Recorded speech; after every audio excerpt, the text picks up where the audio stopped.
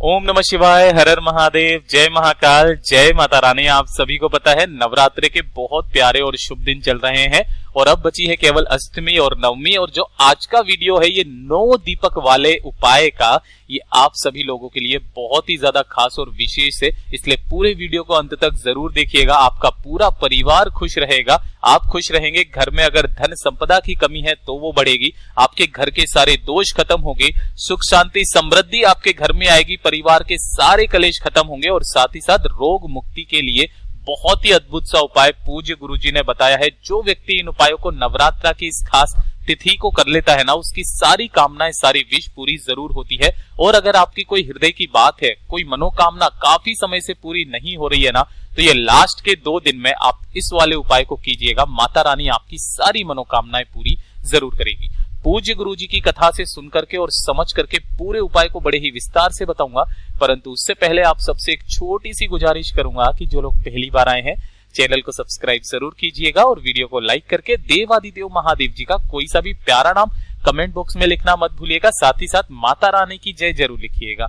इस पूरे वीडियो के अंदर हम लोग गुरुजी के द्वारा बताए गए 5 महा उपायों के बारे में बात करेंगे, जिनमें से 3 महा उपाय ऐसे हैं जो पूज्य गुरुजी ने अभी जो शिव महापुराण चल रही है नागपुर के अंदर, जिसके अंदर बताए थे। ध्यान से सुनना, समझने की कोशिश करना। सबसे पहले बात करते हैं पहले वाले उपाय की। देखिए, पहला वाला उपाय जो होगा ना, ये आपके घर में सुख शांति समृद्धि लाएगा, सुख शांति समृद्धि, और साथ ही साथ आपके परिवार से जितने भी बीमारियां कलेश है ना, उनको दूर करेगा, है ना। बीमारी और क्लेश के लिए सबसे अद्भुत और अचूक उपाय है ये। ध्यान से सुनना, समझने की कोशिश करना। कैसे करना है, ध्यान से लगा करके करना, क्योंकि रविवार का दिन पड़ रहा है। अगर आप अष्टमी के दिन करते हो तो ठीक है ना। आपको क्या करना होगा, इस तरीके से 9 दीपक तैयार करने हैं लंबी बाती वाले। सभी के अंदर क्या भरना है आपको, गौ माता का घी। किसका माता का घी, गौ माता का घी भरना और लंबी बत्ती के 9 दीपक तैयार करना। अब ध्यान से सुनना, अगर आप अष्टमी के दिन इस उपाय को करते हो ना, तो करने का क्या तरीका है, क्योंकि आपको सिर्फ एक दिन करना है, या तो अष्टमी के दिन या नवमी के दिन। एक दिन आप इस उपाय को कर लेना, पूरे 9 दिन का फल आपको प्राप्त होता है। पूज्य गुरुजी ने बड़े जोर करके बताया था, ठीक है। आपको तुलसी माता जी के पास में रात्रि के समय, किसी भी रात्रि को, अष्टमी की रात्रि या नवमी की रात्रि को, 9 दीपक आपको लगाने हैं इसके चारों तरफ। अगर आप अष्टमी को करते हो, रविवार है, रविवार के दिन हम लोग इसको हाथ नहीं लगाते हैं, तो आपको इसको हाथ नहीं लगाना है। एक काम करना है, आपको क्या करना है, 9 दीपक इसके चारों तरफ आपको लगाने हैं, है ना। 9 दीपक लंबी बाती के चारों तरफ आपके इसके लगा देने हैं। और उसके पश्चात सभी दीपक की जो बत्ती होगी वो ध्यान रखना किस दिशा में रहनी चाहिए, उत्तर दिशा में रहनी चाहिए, ठीक है ना। और इस तुलसी के वृक्ष की आपको कितनी परिक्रमा करनी है, 7 परिक्रमा। ओम नमः शिवाय मंत्र का स्मरण करते हुए, माता रानी का ध्यान करते हुए आपको इसकी 7 परिक्रमा कर लेनी है। जिस घर की स्त्री अपनी कामना कह करके इसकी 7 परिक्रमा करके 9 दीपक लगा देती है ना, उसके घर में हमेशा सुख शांति समृद्धि बनी हुई रहती है, घर में कभी भी क्लेश नहीं होता है। दूसरी चीज, उस घर में कभी भी बड़ी बीमारियां प्रवेश नहीं कर सकती। पहला काम तो ये हो गया। दूसरा, ग्रह दोष अगर बहुत ज्यादा है अगर आपके घर में, है ना, किसी भी तरीके का कोई घर में दोष है, चाहे वास्तु दोष, चाहे काल सर्प दोष, किसी भी तरीके का दोष, तो आपको दूसरा उपाय जरूर करना चाहिए नवरात्रि की, या तो अष्टमी या नवमी तिथि के दिन। ध्यान से सुनना, अष्टमी और नवमी को सबसे बढ़िया जो समय गुरुजी ने बताया, वो बताया अष्टमी की रात को जब 12 बज जाए, यानी कि जब अष्टमी से नवमी तिथि में जब आप जा रहे होगे ना, उस वक्त में आप इस वाले उपाय को करेंगे तो आपको बहुत दुगना फल प्रदान होगा।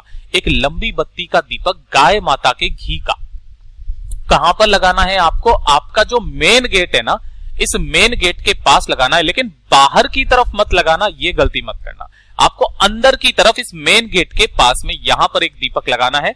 जब आप अंदर की तरफ घुसते हो ना, तो आपके सीधे हाथ की तरफ, यानी कि जिस दिशा में मैं बता रहा हूं ना, इसी दिशा में अंदर की तरफ आपको बत्ती का मुख रखना होगा, उत्तर दिशा की तरफ। ऐसे करके आपको लगा देना है। आपके घर में हमेशा जो भी दोष होंगे वो हमेशा के लिए खत्म हो जाएंगे। ये दूसरा उपाय। बात कर लेते हैं तीसरे वाले उपाय की, करियर में तरक्की के लिए।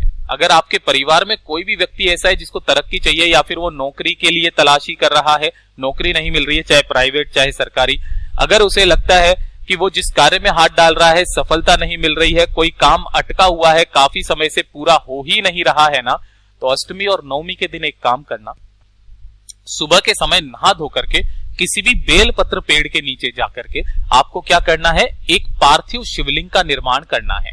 ठीक है, ये पार्थिव शिवलिंग का निर्माण कर लोगे। पार्थिव शिवलिंग का निर्माण करने के पश्चात आपको क्या करना है, एक लोटा कलश शुद्ध जल लेना है अपने घर का, इसके अंदर जल भरना, थोड़ा सा डालना इसके अंदर शहद, ठीक है ना, बस। और एक लेनी होगी आपको बेल पत्र, है ना, थोड़ा सा चंदन। आप क्या करना, चंदन से इस पर क्या करना, लाल या पीला जो मिल जाएगा त्रिपुंड बना देना।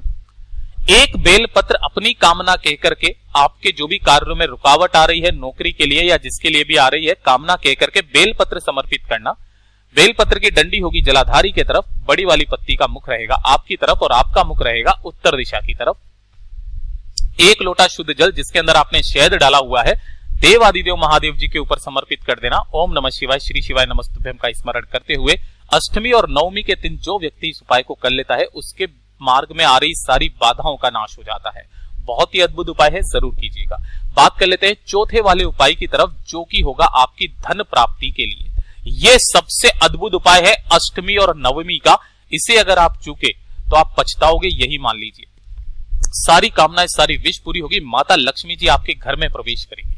सिंपल सा उपाय है, ध्यान से सुनिएगा।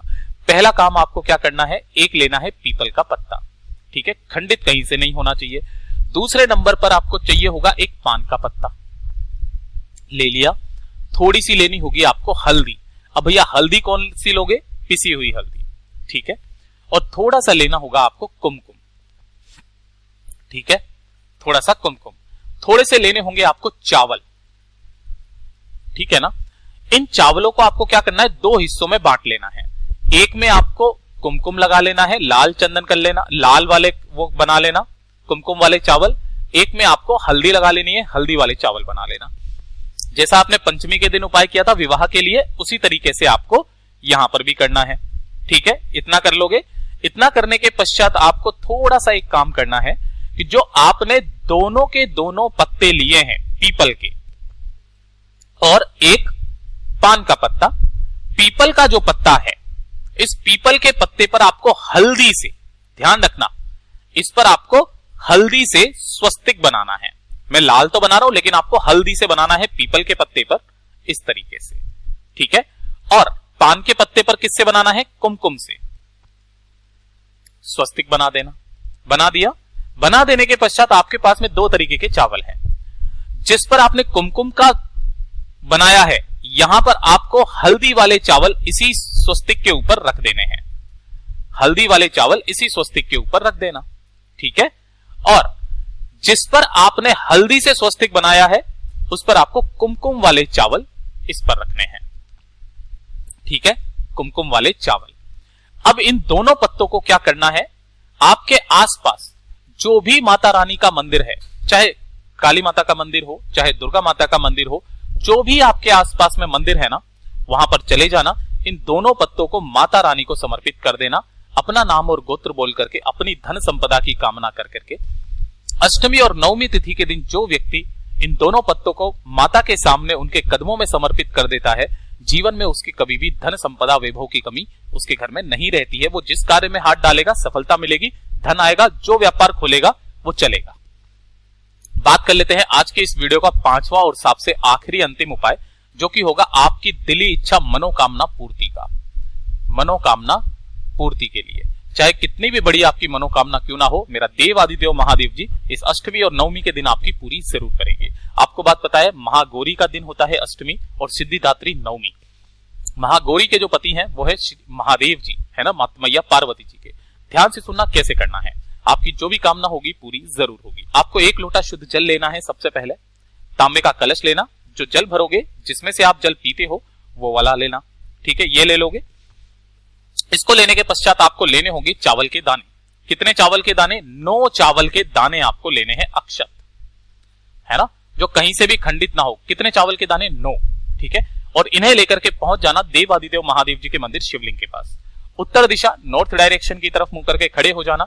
आप डेली महादेव जी के मंदिर में जाते हो, जो पूजा पाठ करनी है आप पहले कर लेना।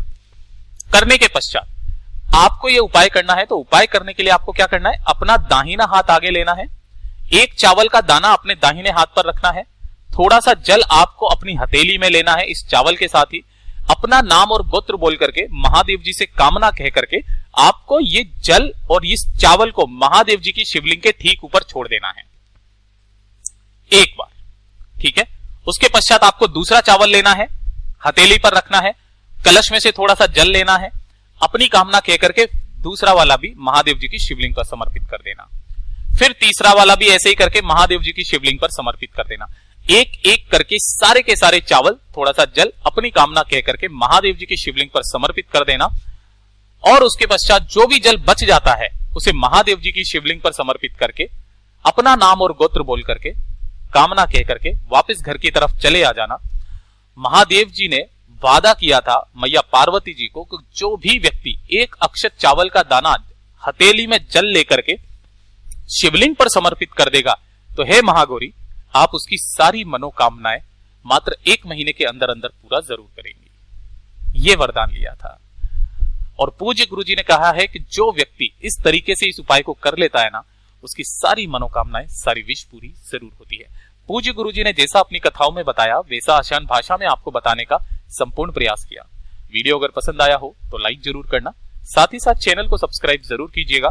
मैं आपसे मिलता हूं अगले वीडियो में, तब तक के लिए ओम नमः शिवाय, जय महाकाल, जय शिव शंकर, श्री शिवाय नमस्तुभ्यम।